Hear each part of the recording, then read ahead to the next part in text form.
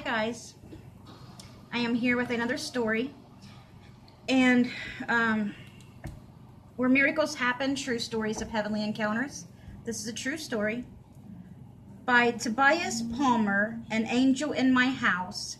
This saying is by him. The very presence of an angel is a communication. Even when an angel crosses our path in silence, God has said to us, I am here. I am present in your life. Amen. And he's taking the time to do that and say that to you, so you'll know that. So how can you say he does not love you? For he does. All right, so I think this one has got different stories in one. But I could be wrong. No, maybe that's the next story. Yeah, I think this one's just one story. So let me read this one. Chelsea's Miracle. Chelsea Banton was born 5 weeks prematurely and had several developmental disabilities. Her doctors predicted she would live only a day or two, but Chelsea was a fighter. Her mother, Colleen, remembers. The baby spent the first 4 months in the neonatal intensive care unit at Presbyterian Hospital in Charlotte, North Carolina. Each day of survival seemed to be miraculous, and when she was finally released and went home to meet her older sister Kaylee, everyone was amazed. This was not the end of health problems, however. During the next several years, Chelsea was readmitted to Presbyterian Hospital many times. Illnesses that a healthy child could fend off were dangerous for her.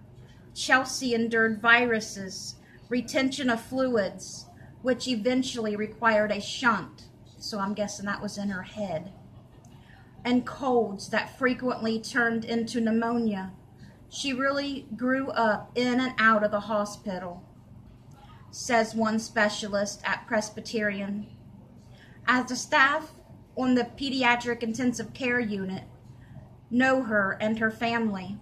That was why when 14-year-old Chelsea developed a bad cold and then another case of pneumonia in mid-September 2008, the PICU personnel were saddened but not surprised to see her.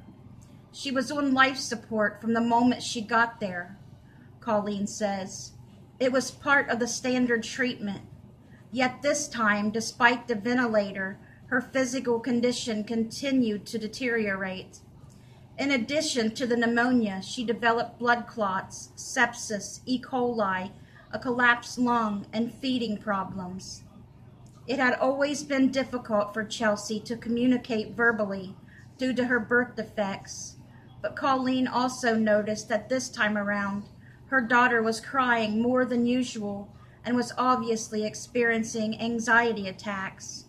What kind of life was this, Colleen wondered.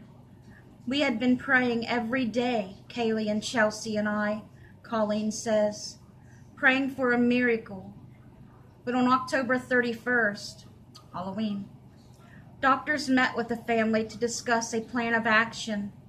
They had attempted to remove the ventilator on several different hospitalizations, but had replaced it when Chelsea's struggle to breathe had become too difficult. But now doctors felt it was time to let go. The next time they removed the ventilator, they didn't want to put it back in. Whatever happened would happen. Colleen agreed with them.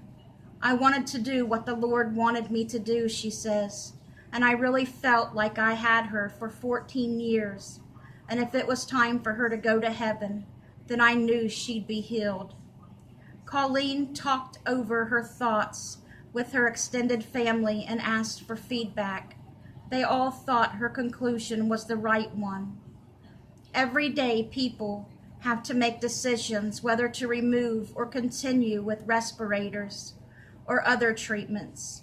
Most religions agree that unless artificial means of sustaining life provide a reasonable hope of benefit, they are not necessary.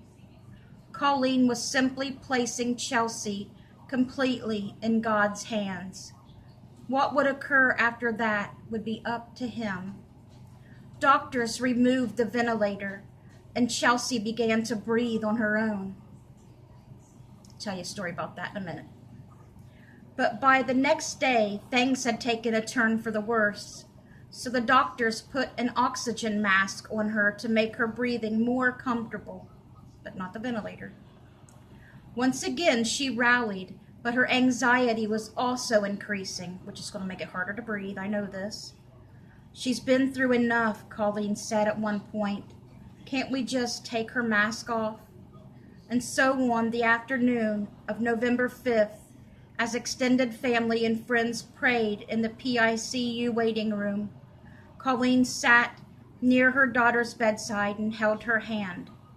Although parents of children in the PICU usually form a swift bond with one another, the last few days had been extremely difficult, and Colleen had not been socializing with anyone. She was thus unaware that also in the unit were families of 2 small boys, one suffering from a skull fracture due to a fall, and the other already diagnosed with a rare form of cancer. Preparing for a test.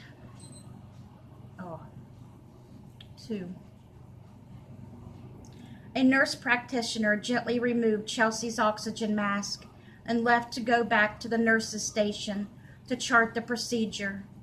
While doing so, she looked up at the television monitor above the double doors leading into the PICU.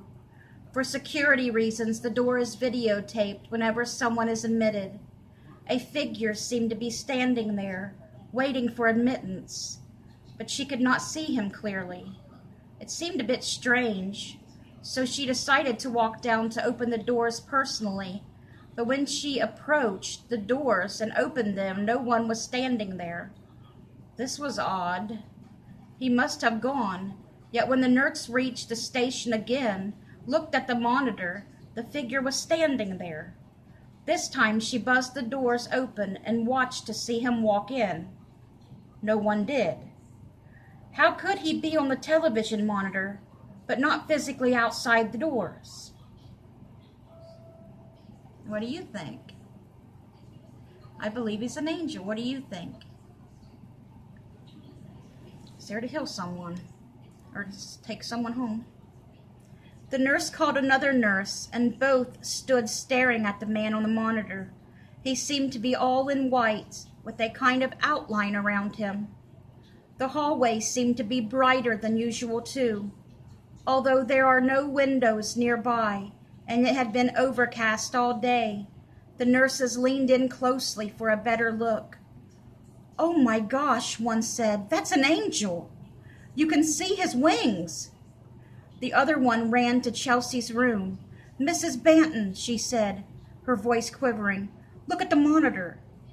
Colleen had seen the monitor hundreds of times, and she didn't want to take her eyes off Chelsea. But the nurse was insistent. "Mrs. Banton, look." Colleen looked. On the monitor, there was this bright light, Colleen says, and I looked at it, and I said, "Oh my goodness, it looks like an angel." The image didn't move, and Colleen reached for her digital camera. I pointed it at the monitor, but the first picture wouldn't take. I tried again, and this time the photo clicked.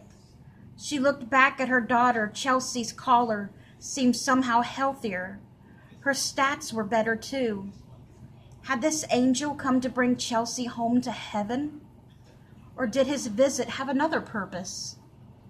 For the next 5 days, November 5th through 10th, the figure in the white appeared at about 4:30 p.m. and stayed for 10 to 20 minutes. Awed and amazed, the PICU staff nonetheless said little about it to others, for fear that their patients' privacy would be disturbed. Curious onlookers was afraid. You know how that goes. Colleen was not aware of the phenomenon either until one of the doctors mentioned it to her. She then went out into the hallway and took another photo when the apparition appeared. Everyone agrees that the image could be seen only on the closed-circuit television monitor and was not visible when people actually went to the door itself. The image stayed in the same spot each day as if guarding the entrance to the PICU unit because it did not move. Some thought it could be the sun shining. Then why would the sun have wings? No, say witnesses. There are no outside windows or light sources in that particular section of the hospital. The PICU had been in extension for at least 15 years, and no one had ever seen sun reflecting onto the television monitor. In addition, during these days, according to local meteorologists, the sun was setting about 5:45, long after the figure had disappeared. If the apparition was simply a glare, where was it coming from? One of the nurses made it a point to look for the light source every day, but he was unable to find anything to explain the phenomenon. Always that one person. On November 11th, the figure stopped appearing. Now we're going to find out what it meant. By now, everyone had noticed the change in Chelsea. She was improving rapidly. In another week or so, she left intensive care. Just a few days later, she was released, but what about those boys? From the hospital, and was able to go home and start preparations for her 15th birthday, which falls on Christmas Day. My stepmom's birthday is also on Christmas Day. In January, her doctor was happy to report that he had never heard her lungs sounding better. The figure in white has not appeared again. Only after Chelsea had returned home did Colleen receive word that her daughter might not have been the only child the angel came to visit. The parents of the toddler with the skull fracture wrote to Colleen to tell her that their son had recovered almost immediately and was fine. The little boy diagnosed with cancer turned out to have a blood infection instead and had been released during the period when the angel was still appearing. So she got 2 miracles, and Colleen got 1, Chelsea got 1. Many children are healed at Presbyterian Hospital, so it was, wow. And with Presbyterian, you know, they should already believe in miracles. Hospital, so it is difficult to say miracle for sure, but the timing was awesome. They should already believe in miracles with a name like that. So far, Chelsea is doing very well and has returned to Independence High School, where she is a sophomore. But time will tell, even if Chelsea's health is compromised again. Her story has gone around the world thanks to the internet, and she and her mother have both become symbols of hope. If people doubt that that's right, Colleen says, but I know what I saw, and the photos are untouched. Colleen believes that this gift has changed many people. I know I've changed, she says. I look at things differently than I used to because I know God is in charge. Amen, and I know He is too. And let me tell you this. My stepmom, you know, she just passed away last month in February. When it was talking on here about them pulling the ventilator and stuff, my sister Shelly and Melly, that Barb is their mom. We had the same dad but different moms. And about 3 years ago or so, they was like, for sure, their mom was going to die. The doctor said she's going to die. They said, we decided, you know, to take her off life support and everything. And as soon as we take her off, the doctors are for sure she's going to just die. And everybody was ready. They had told everybody, they had already told everybody she was going to be dying that day and everything. They took her off the ventilator and took her off life support. She woke up and started sitting there eating. Nobody could believe it. Hey, prayer works miracles. God works miracles. And she lived for a few more years after that. She just died last month. And she was in her right mind when she died. And she died in the nursing home. She had to be put in the nursing home a couple of days before she died. She didn't get to die at home, but She wasn't hooked up to no machines or nothing like that, I don't think. She went, you know, she's at peace now. She didn't die when they said she was going to. God